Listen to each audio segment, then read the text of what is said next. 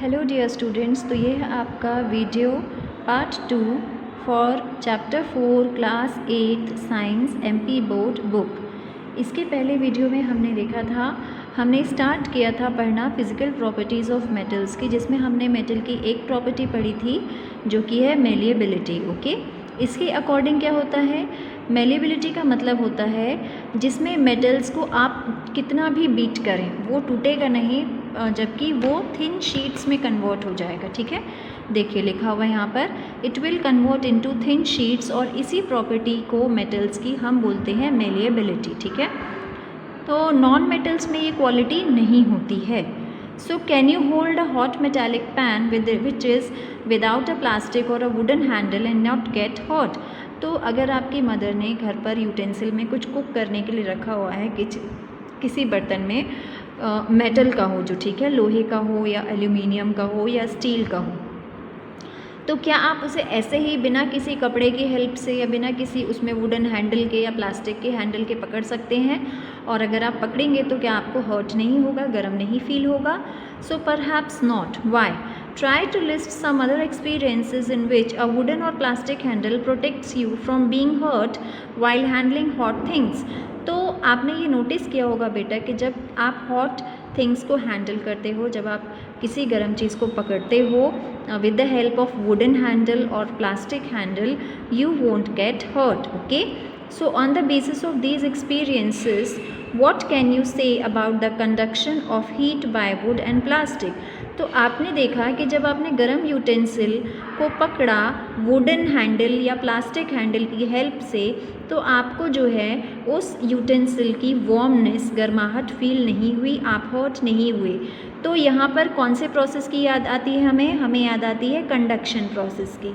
ठीक है, conduction process में क्या होता है, हीट ट्रांसफ़र प्रोसेस है, ये क्लास 7th में आपने पढ़ा होगा, जिसमें क्या होता है, एक ऑब्जेक्ट से दूसरे ऑब्जेक्ट में जो है हीट ट्रांसफ़र होती है। ठीक है, हॉटर ऑब्जेक्ट से कोल्डर ऑब्जेक्ट में हीट ट्रांसफ़र होती है, इस प्रोसेस को हम कहते हैं कंडक्शन।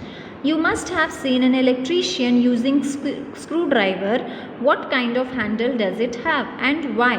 आपने इलेक्ट्रीशियंस को देखा होगा, जब आपके घर में इलेक्ट्रीशियंस आते हैं कुछ सुधारने, या आपके घर पर भी स्क्रू ड्राइवर होगा, तो आपने नोटिस किया होगा कि स्क्रू ड्राइवर का जो हैंडल होता है, जिस साइड से हम उसे पकड़ते हैं, वो प्लास्टिक कोटिंग होती है। ठीक है, क्यों होती है प्लास्टिक कोटिंग? क्या आपने कभी सोचा है ये? प्लास्टिक कोटिंग इसलिए होती है so that you won't get hurt of electric, okay, so you won't get a hurt of electric shock. Okay, why? Because the side from which you are holding the screwdriver, it is covered with the plastic coating. Okay, now recall how to, one activity is given over here, हम एक activity पढ़ लेते हैं। Recall how to make an electric circuit to test whether electricity can pass through an object or not.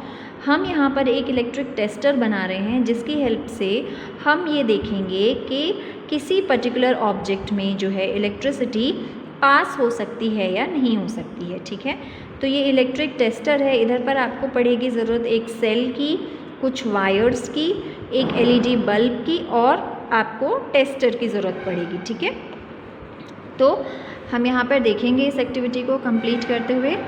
सो आपको क्या करना है बेटा, आपको टेस्टर कंप्लीट करके आपको अलग अलग चीज़ें, जैसे कि यहाँ पर सबसे पहले आप देख पा रहे होंगे वीडियो में आयरन की नेल लगी हुई है, कील है, ठीक है, लोहे की। अब क्या करना है आपको यहाँ पर सल्फ़र, कोल पीस, कॉपर वायर, आपको जो भी मटेरियल मिले जिसमें इलेक्ट्रिसिटी कंडक्ट होती है, और ऐसा मटेरियल जिसमें इलेक्ट्रिसिटी कंडक्ट नहीं होती है, आप यहाँ लकड़ी भी लगा सकते हैं, प्लास्टिक लगा सकते हैं। तो आप जब अलग अलग सब्सटेंस या मटेरियल्स यहाँ पर लगाएंगे इस टेस्टर में, तो जो भी material good conductor of electricity होगा, तो वो अपने अंदर से इलेक्ट्रिसिटी पास होने देगा और ये बल्ब ग्लो करेगा।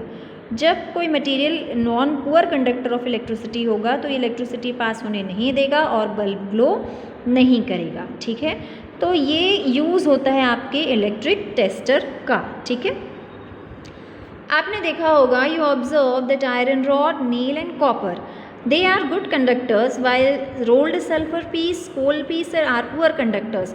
सल्फर, कोल पीस ये पुअर कंडक्टर इलेक्ट्रिसिटी के। ठीक है, वहीं आयरन की नेल या आयरन की रॉड, लोहे की, कॉपर वायर, ठीक है, तांबे का वायर, ये सब गुड कंडक्टर हैं इलेक्ट्रिसिटी के। Okay, so where do you find the use of aluminium and copper wire. अब हमें ये तो पता चल गया कि एल्यूमिनियम और कॉपर के जो वायर होते हैं वो गुड कंडक्टर होते हैं इलेक्ट्रिसिटी के। क्या कभी आपने कोयले के वायर देखे हैं? नहीं देखे होंगे, क्योंकि होते ही नहीं हैं। तो कहाँ यूज़ होते हैं? This is your my question for you. Okay, now the property of metal by which it can be drawn in to wires is called ductility. अब वायर, एल्यूमिनियम के वायर और कॉपर के वायर, तो aluminium का wire है, किससे बना होगा? एल्यूमिनियम से ही बना होगा। कॉपर का वायर है, किससे बना होगा? कॉपर से ही बना होगा, राइट। तो ऐसी प्रॉपर्टी जिसमें हम मेटल्स को वायर में कन्वर्ट कर सकें, ठीक है, they can be drawn into wire, उन्हें वायर में बदल सकें, खींच खींच के उन्हें वायर बना सकें, ऐसी प्रॉपर्टीज़ मेटल्स की हम इन्हें बोलते हैं ductility. Okay, so have you ever noticed, ये सेकेंड प्रॉपर्टी होगी, ठीक है, हम इसे अंडरलाइन कर लें। फर्स्ट प्रॉपर्टी हमने क्या पढ़ी थी? मेलिएबिलिटी। सेकेंड प्रॉपर्टी हम क्या पढ़ रहे हैं? Ductility. So have you ever noticed the difference in sound on dropping an iron sheet, plate, metal coin and a piece of coal on the floor? If not, you can try it now.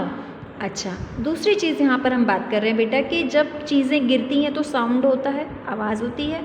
तो आपने कभी उस आवाज़ को notice किया है? नहीं किया है तो आपके घर पर आसपास बहुत सारी चीज़ें होंगी, उन्हें ऊपर से नीचे गिराना और फिर उनका साउंड नोटिस करना, ठीक है। ध्यान देना कि कोई कांच का बर्तन हो या तो फिर मिट्टी का बर्तन या शो पीस हो, उसे मत गिरा देना, ठीक है। आपको क्या गिराना है? आयरन की शीट हो, उसे थोड़ा सा गिरा करके देखना है साउंड कैसा होता है। प्लेट स्टील की होगी, उसे गिरा के देखना। सिक्का होगा, उसे गिरा के देखना। लकड़ी होगी, उसे गिरा के देखना, ठीक है। तो यहाँ पर अलग अलग मटेरियल में अलग अलग साउंड प्रोड्यूस होते हैं। ओके, डिफरेंट मटेरियल्स में डिफरेंट साउंड प्रोड्यूस होते हैं, ठीक है बेटा। तो यहाँ हम आ गए हैं आपके पेज नंबर 46 पर, और यहाँ हम बात कर रहे थे साउंड की, है ना। आपने टेम्पल्स में, मंदिरों में कभी लकड़ी की घंटियाँ देखी हैं? नहीं होती है ना। तो the things made of metals produce a ringing sound when struck hard. Suppose you have two boxes similar in appearance, one made of wood and other made of metal. तो आपने जो मंदिरों में बड़े बड़े जो रिंग्स देखे, रिंग बेल्स देखे हैं, घंटे देखे हैं, जब आप उन्हें किसी तेज़ सब ऑब्जेक्ट से स्ट्रक करते हो तो उनमें एक बहुत खन खन वाला साउंड प्रोड्यूस होता है, ठीक है। तो आपको जो साउंड प्रोड्यूस होता है वो थोड़ा सा डिफरेंट होता है। ओके, आपने यदि नोटिस किया हो तो इस टाइप के साउंड को, ऐसे रिंगिंग साउंड को हम बोलते हैं सोनोरस।